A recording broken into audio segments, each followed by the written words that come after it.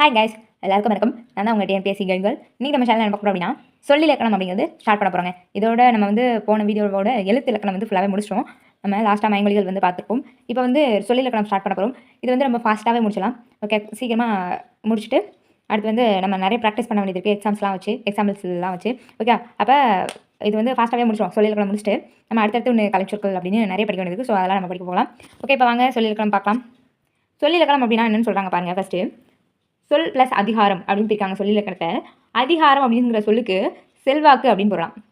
அதிகாரம்னா என்னவா? செல்வாக்கு அப்படின்னு சொல்லி சொல்கிறாங்க. ஓகே, இப்பகுதி முழுவதும் சொல்லிலக்கணமே செல்வாக்கு பெற்று உள்ளதால் இதற்கு சொல்லதிகாரம் என்று. இந்த சொல்லிலக்கணம் ஃபுல்லாகவே என்னவா? சொல் அப்படிங்கிறது தான் அதிகமாக இருக்குது. ஸோ அதனால் இதுக்கு சொல்லதிகாரம் அப்படின்னு சொல்லி பெயர்பட்டது அப்படிங்கிறாங்க. ஓகே ஓகே, சொல்லதிகாரம் அப்படின்னு பிரிக்கிறாங்க. அதிகாரம் அப்படிங்கிறதுக்கு என்ன பொருள்? செல்வாக்கு அப்படின்னு பொருள். ஓகே ஓகே, இப்போ பாருங்கள், பூ மலர்ந்தது, மாடு புல் தின்றது இப்படிங்கிறது ஒரு சொல். கரெக்டாக? அதாவது பூ அப்படிங்கிறது ஒரு சொல். ஓகே, பூ மலர்ந்தது அப்படிங்கிறது ஒரு சொற்றொடர் அப்படின்னு சொல்லிட்டு சொல்லுவோம். ஓகே, அந்த மாதிரி நிறைய சொற்கள் அமைகிறதா தான் நம்ம சொல்லிலக்கத்தில் ஃபஸ்ட்டு பார்க்க போகிறோம். அதில் இப்போ பாருங்கள், ஒரு எழுத்து தனித்தோ பல எழுத்துக்கள் சேர்ந்தோ பொருள் தரும் வகையில் அமைவது தான் சொல். ஓகே, ஒரு எழுத்து தனித்தும் வந்து பொருள் தரும் வகையில் அமைகிறது சொல். பல்வேறு எழுத்துக்கள் வந்து சேர்ந்து வந்து பொருள் தருவதும் சொல் அப்படிங்கிறாங்க. இப்போ பாருங்கள், நீ வா பூ தா அப்படிங்கிறதெல்லாம் பாருங்கள், ஓர் எழுத்து மட்டும் தான் இருக்குது. நீ வா பூ தா அப்படின்னு சொல்லிட்டு. இப்போ நீ அப்படின்னா என்னது? ஒரு பொருள் தருதா? நீன்னு சொல்லிட்டு ஒரு முன்னாடி இருக்கவங்களை பற்றி நீ அப்படின்னு சொல்லி சொல்கிறோம். புரியுதா? ஒரு பொருள் தருது. ஓகே, அப்போ இது ஒரு சொல், ஒரு எழுத்து மட்டும் தனித்து நின்று பொருள் தரக்கூடிய சொல். ஓகே, அடுத்து வா அப்படின்னா, வானா என்ன பொருள் தருது? வா, நீ இங்கே வா அப்படிங்கிற மாதிரி, கம் அப்படிங்கிற மாதிரி நமக்கு பொருள் வருது இல்லையா? வா அப்படிங்கிறது ஒரு பொருள் தருது இல்லையாங்க. ஒரு எழுத்தாக இருந்தாலும் ஒரு பொருள் தரக்கூடியது. ஓகே, அப்போ ஓரெழுத்து சொற்களாக இருந்து பொருள் தருது. ஸோ அதை தான் சொல்லியிருக்காங்க. பூ தா அப்படின்னாலும் எனது பொருள் தரக்கூடியது. இப்போ பாருங்கள், பல எழுத்துக்கள் சேர்ந்து அமைகிற சொல் என்ன அப்படின்னா மனிதன், மரம் அப்படின்னு சொல்லி பார்க்குறோம். மனிதன்னா நம்ம ஹியூமனை வந்து குறிக்குது. மரம்னா ஒரு மரத்தை குறிக்குது. ஸோ அப்போ 3 எழுத்துக்கள் இருக்குது இல்லை. அப்போ பல எழுத்துக்கள் வந்து சேர்ந்து ஒரு சொல்லாக தான் அமைஞ்சிருக்கு அப்படிங்கிறாங்க. ஓகே ஓகே, இந்த சொற்களில் வந்து அமையும் போது எப்படி இருக்கும் அப்படின்னா, இரு திணைகளும் 5 பால்களையுமே குறிக்கும் அப்படிங்கிறாங்க. நம்ம இரு திணை 5 பால் மூவிடம் அப்படின்னு சொல்லிட்டு எல்லாத்தையுமே நம்ம போன இதிலே பார்த்துப்போம். இதுக்கு முன்னாடி கிளாஸ்லேயே நல்லாவே பார்த்துட்டோம். ஓகே, இரு திணைகள் 5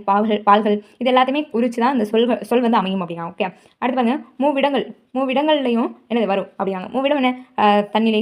தன்மை முன்னிலை படக்கை அப்படின்னு சொல்லிட்டு பார்த்தோம் இல்லையா? ஸோ அந்த இதுலையுமே வரும் அப்படிங்கிறாங்க. ஓகே, அடுத்து உலக வழக்கிலும் செய்யுள் வழக்கிலும் வரும் அப்படிங்கிறாங்க. உலக வழக்கு செய்யுள் வழக்கு அப்படின்னா என்னன்னா, உலக வழக்குலாம் நம்ம பேசுகிறோம் இல்லையா? அந்த அதுவும் செயல் வழக்குனா செயலில் இந்த கொடுப்பது உடுப்பது அப்படி இப்படின்னு சொல்லிட்டு அமையும் இல்லையா? அந்த மாதிரி அமைகிற வாட்சும் சொல்லும் அமையும் அப்படிங்கிறாங்க. ஓகே ஓகே, அடுத்து இதெல்லாம் நம்ம அடுத்து பார்க்கலாம். ஓகே, வெளிப்படையாகவும் குறிப்பாகவும் விளங்கும் அப்படிங்கிறாங்க. வெளிப்படையாகவும் குறிப்பாகவும் விளங்கும் அப்படிங்கிறாங்க. ஓகே ஓகே, ஒரு பொருள் வந்து சொல்ல வந்து புரியும் வகையில் அமையும். அதுதான் வெளிப்படையாகவும் குறிப்பாகவும் அப்படிங்கிறாங்க. இப்போ நம்ம சொற்கள் வந்து பார்க்குறதுக்கு முன்னாடி இது தெரிஞ்சுக்கணும். மொழி வந்து தெரிஞ்சுக்கணும். 3 வகை மொழிகள் வந்து இருக்குது. என்னென்ன அப்படின்னா, தனிமொழி, தொடர்மொழி, பொதுமொழி அப்படின்னு சொல்லிட்டு மூன்று வகையாக வந்து அமையும் அப்படிங்கிறாங்க. தனிமொழி, தொடர்மொழி, பொதுமொழி அப்படின்னு சொல்லிட்டு 3 மொழிகள் வந்து இருக்குது. ஓகே, இப்போ தனிமொழி அப்படின்னா என்ன பாருங்க. தனிமொழி அப்படின்னா என்ன பாருங்க. ஒரு சொல் தனித்து நின்று பொருள் தருமாயின் அது தனிமொழி எனப்படும். ஒரு சொல் தனித்து நின்று பொருள் தந்தால் அது என்னதான்? தனிமொழி அப்படிங்கிறாங்க. எக்ஸாம்பிள் பாருங்க, நிலம், முருகன், இந்தியன் அப்படின்னு சொல்லிட்டு சொல்கிறாங்க. இப்போ நிலம் அப்படிங்கிறத பாருங்க. நிலம் அப்படின்னா என்ன? எதை பொருள் தருது இல்லையா? நிலத்தை குறிக்குது இல்லையா? அப்போ நிலம் அப்படின்னா ஒரு பொருள் தரக்கூடியது. முருகன் அப்படின்னா ஒரு மனிதனோ இல்லைனா கடவுளையோ குறிக்குது. ஒரு சொல் மட்டும். ஓகே, இந்தியன் அப்படின்னா இந்தியன், நான் வந்து இந்தியன் அப்படிங்கிற மாதிரி ஒரு பொருள் தருது. ஓகே, இந்தியன் அப்படின்னு சொல்லிட்டு ஒரு பொருள் தருது. ஓகே, ஒரு சொல் மட்டும் அமைஞ்சிருக்கு. ஓகே, ஒரு சொல் மட்டும் அமைஞ்சு பொருள் தந்திருக்கு. அதனால் இது என்னது? தனிமொழி. ஓகே, அதே பாருங்க, இது பெயர் சொல்லாய் தனித்து நின்று பொருள் தரும் தனிமொழி அப்படிங்கிறாங்க. அதாவது இது என்னது? நிலம், முருகன், இந்தியன் அப்படிங்கிறது ஒரு பெயர்ச்சொல். பெயர்ச்சொல் அப்படிங்கிறத வந்து நம்ம பின்னாடி பார்க்கலாம். பெயர்ச்சொல், வினைச்சொல், இடைச்சொல், உரிச்சொல் அப்படின்னு சொல்லிட்டு இதுக்கப்புறம் அதான் நம்ம பார்க்க போகிறோம். ஸோ அப்போ பார்க்கும்போது புரியும்.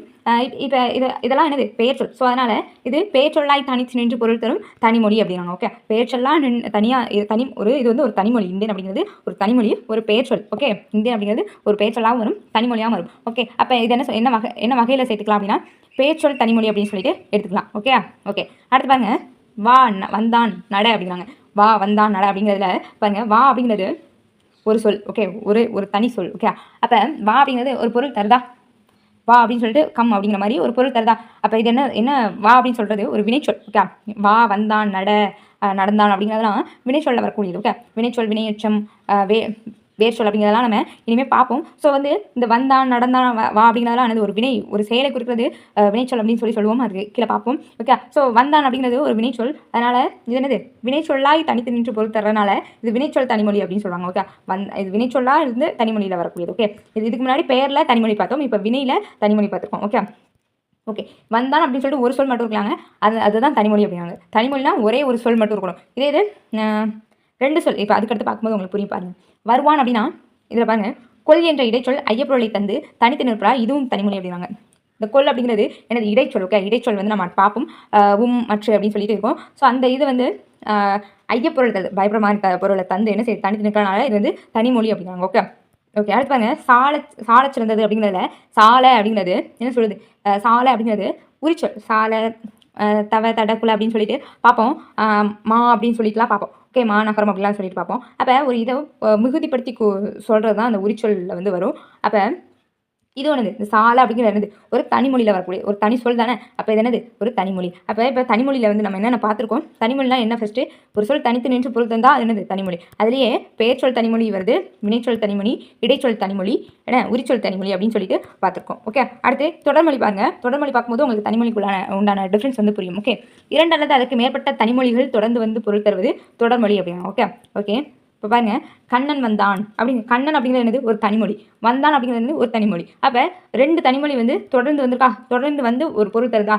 ஸோ இது வந்து தொடர்மொழி அப்படிங்க. ஒரு சொல் மட்டும் தான் அது தனிமொழி. 2 ஒன்றுக்கு மேற்பட்ட சொற்கள் இருந்தால் அது என்னது தொடர்மொழி. ஓகே, இப்போ கண்ணன் வந்தான் அப்படின்னு சொல்லிட்டு இது வந்து ஒரு தொடர்மொழி. இது பெயரில் இருக்கும், இது வினையில் இருக்கும். ஆனால் தொடர்மொழியில் வந்து அப்படி வகைப்படுத்த மாட்டோம்.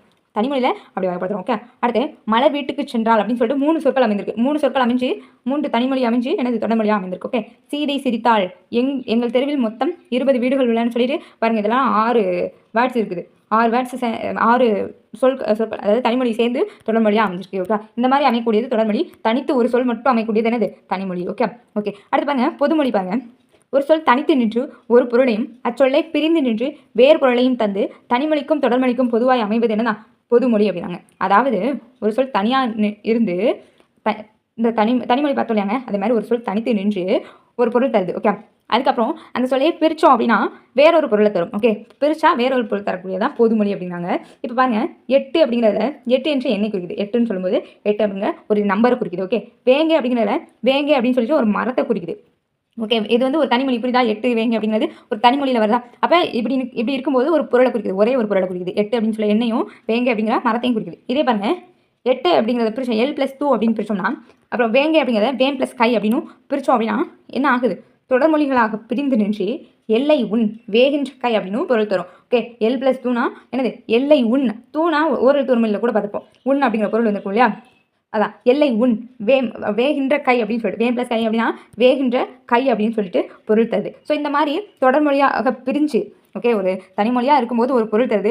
அதுக்கப்புறம் அதே சொல் தொடர்மொழியாக பிரிஞ்சு வேற ஒரு பொருளை தருது. ஸோ இவ்வாறு அமைகிறது தான் என்னது பொதுமொழி அப்படின்னாங்க. ஓகே, இந்த மாதிரி அமைகிறது இந்த இரு பொருட்களுக்கும் இந்த இரு பொருள்களுக்குமே பொதுவாக அமையக்கூடியதான் என்னது பொதுமொழி அப்படின்னா. Okay okay.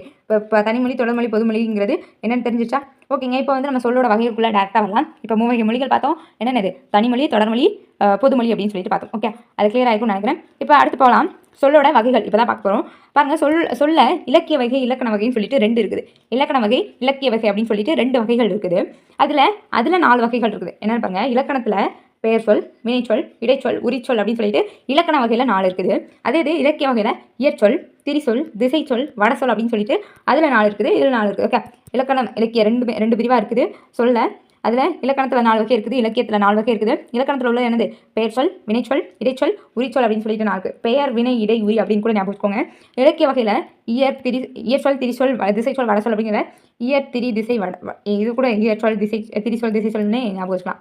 ஈஸியாக தான் இருக்கும். ஓகே, இது வந்து பெயர், வினை, இடை, உரி அப்படின்னு ஞாபகம் வச்சுக்கோங்க. இப்போ ஃபஸ்ட்டு நம்ம பார்க்க போகிறது எது அப்படின்னா இலக்கண வகை தான் பார்க்குறோம். இது ஃபுல்லாகவே பார்த்து முடிச்சிடும். ஸ்கூல் புக்கில் இருக்கிறது தான் இந்த பிடிஎஃப்ல இருக்கும். ஓகேவா, எக்ஸ்ட்ராவும் இருக்கும். ஓகே, இந்த மாதிரி தான் இருக்கும் இந்த பிடிஎஃப்ல. ஸோ அதை தான் நான் இப்போ சொல்கிறேன். இப்போ பெயர் சொல், வினைச்சொல், இடைச்சொல், உரிச்சொல் அப்படின்னு சொல்லிட்டு 10th புக் வரைக்கும் இது எல்லாமே இருக்கும். ஓகே, அந்த இது எல்லாமே 10th புக் வரைக்குமே இருக்கும். 11th 12th இருக்காது. ஸோ இது ஃபுல்லாகவே ஸ்கூல் புக்கில் 6 to 10th வரைக்கும் உள்ளது. அப்புறம் எக்ஸ்ட்ராவும் பார்க்குறோம். ஓகே, இப்போ ஃபஸ்ட்டு 4 வகை சொற்கள் அப்படிங்கிறது பாருங்கள். தமிழில் சில எழுத்துக்கள் தனித்து நின்று பொருள் தரும், ஒன்றுக்கு மேற்பட்ட எழுத்துக்கள் தொடர்ந்து வந்து பொருள் தரும். இவ்வாறு பொருள் தருபவே என்னது சொல் அப்படிங்கிறாங்க. சொல்னா என்ன? ஒரு சொல் ஒரு தனித்து நின்று பொருள் தரும், ஒன்றுக்கு மேற்பட்ட எழுத்துக்கள் தொடர்ந்து வந்து பொருள் தரும். இதை தான் நம்ம ஃபஸ்ட்டே பார்த்தோம். Okay okay. அடுத்து ஈ, பூ, மை, கல், தங்கம் அப்படின்னு சொல்லிட்டு இதெல்லாம் ஒரு எழுத்து இருக்குது. இதெல்லாம் 2 எழுத்து 3 எழுத்து 4 எழுத்து அப்படின்னு சொல்லிட்டு அமைஞ்சிருக்கு இல்லையா? ஓகே, அதான் சொல்கிறாங்க. ஓகே ஓகே இது இலக்கண அடிப்படையில் சொற்கள் பெயர்ச்சொல், வினைச்சொல், இடைச்சொல், உரிச்சொல் அப்படின்னு சொல்லிட்டு 4 வகைப்படும். ஓகே, பெயர்ச்சொல், வினைச்சொல், இடைச்சொல், உரிச்சொல் அப்படின்னு 4 வகை இருக்குது. நான் மறந்துக்கூடாது, ஞாபகம் வச்சுக்கணும். இப்போ ஃபஸ்ட்டு பார்க்க போகிறது என்னது? பெயர்ச்சொல். பெயர்ச்சொல்னா என்னன்னு பாருங்க. ஒன்றன் பெயரை குறிக்கும் சொல் தான் பெயர்ச்சொல் அப்படிங்கிறாங்க. பெயர்ச்சொல்னா ஒன்றன் பெயரை குறிக்கக்கூடிய சொல் தான் பெயர்ச்சொல். அதாவது பெயர்ச்சொல்னா பாருங்க, பாரதி, பள்ளி, காலை, கண், நன்மை, ஓடுதல் அப்படின்னு சொல்லிட்டு சொல்றாங்க. ஓகே, இதெல்லாம் என்னது? பெயர்ச்சொல். ஓகே, உயிருள்ள மற்றும் உயிரற்ற பொருட்களை வந்து குறிப்பிட்றதா என்னது? பெயர்ச்சொல். ஓகே, அது எக்ஸ்ட்ரா ஒன்று சேர்த்துக்கோங்க. அதாவது பெயர்ச்சொல்னா என்ன? ஒரு பெயரை குறிக்கக்கூடியது பெயர்ச்சொல். ஓகே, வினைச்சொல்னா என்னன்னு பாருங்க. ஒரு வினை, அதாவது செயலை குறிக்கும் சொல் தான் வினைச்சொல். ஓகே, வினை என்னும் சொல்லுக்கு செயல் அப்படிங்கிறது பொருள். வினைனா என்ன? செயல் அப்படின்னு பொருள். அப்போ செயலை குறிக்கும் சொல் தான் என்னது? வினைச்சொல். வா, போ, எழுது, விளையாடு அப்படிங்கிறாங்க. எக்ஸாம்பிளில் வா, போ, எழுது, விளையாடு அப்படின்னு சொல்லி சொல்கிற மாதிரி இருக்குது. ஸோ அப்போ இது என்னது? ஒரு வினை. எழுது அப்படிங்கிறது ஒரு வினை, விளையாடு அப்படிங்கிறது ஒரு வினை. ஸோ இந்த மாதிரி வினையை குறிக்கக்கூடியது என்னது? வினைச்சொல் அப்படின்னாங்க. பெயரை குறிக்கக்கூடியது பெயர்ச்சொல், வினையை குறிக்கக்கூடியது வினைச்சொல். இப்போ இடைச்சொல் அப்படிங்கிறது பாருங்க, பெயர்ச்சொல்லையும் வினைச்சொல்லையும் சார்ந்து வரும் சொல் இடைச்சொல் ஆகும். இது வந்து தனித்து வராது. இடைச்சொல் வந்து தனித்து வராது. ஓகே, இது பெயர்ச்சொல்லையும் வினைச்சொல்லையும் சார்ந்து வரக்கூடியது. இது எப்படி அமைது பாருங்க. தந்தையும் தாயும் அப்படின்னு சொல்லிட்டு அப்படிங்கிறது வருதா? மற்றொருவர் அப்படின்னு சொல்லி மற்ற அப்படிங்கிறது வருது. திருக்குறளை அப்படின்னு சொல்லிட்டு ஐ அப்படிங்கிறது வருது. ஓகே, இந்த மற்ற ஐ அப்படிங்கிறதெல்லாம் என்னது? இடைச்சொற்கள். ஓகே, இதை பற்றி நம்ம அடுத்து பிரீஃபாகவே பார்ப்போம். ஓகே, இடைச்சொற்கள்னா மற்றும் ஐ, 2 சொற்களை, அதாவது ஒரு பெயர்ச்சொல்லையும் வினைச்சொல்லையும் இணைக்கிற மாதிரி அதுக்கு இடையில வரக்கூடிய சொற்கள் தான் என்னது? அதை சார்ந்து வரக்கூடியதான் என்னது? இடைச்சொல். ஓகே, அடுத்து உரிச்சொல் அப்படின்னா என்ன பாருங்க. பெயர்ச்சொல், வினைச்சொல் ஆகியவற்றின் தன்மையை மிகுதிப்படுத்த வருவது உரிச்சொல் அப்படின்னாங்க. அதாவது ஒரு பெயராக இருக்கட்டும், வினையாக இருக்கட்டும், அதை மிகுதிப்படுத்த சொல்றது. நார்மலாக சொல்லாமல் இப்போ மாநகரம் அப்படின்னு, இப்போ எக்ஸாம்பிளில் மாநகரம் அப்படின்னு இருக்கா, மா அப்படின்னு சொல்லிட்டு உரிச்சொல். அது வந்து மா அப்படிங்கிறது உரிச்சொல். இப்போ மாநகரம் நகரம் அப்படின்னு சொல்லாமல் மாநகரம் அப்படின்னு சொல்லி சொல்கிறாங்க. மிகப்பெரிய நகரம், பெரிய நகரம் அப்படின்னு சொல்லிட்டு சொல்கிறோம். ஸோ அது என்னது? அதுதான் மிகுதிப்படுத்தி கூறுறது. ஓகே, இதுதான் என்ன சொல்கிறாங்க? உரிச்சொல் அப்படின்னாங்க. சால, தவ, தட, குல அப்படின்னு சொல்லிட்டு இன்னும் நிறைய இருக்குது, அதெல்லாம் பார்க்கலாம்.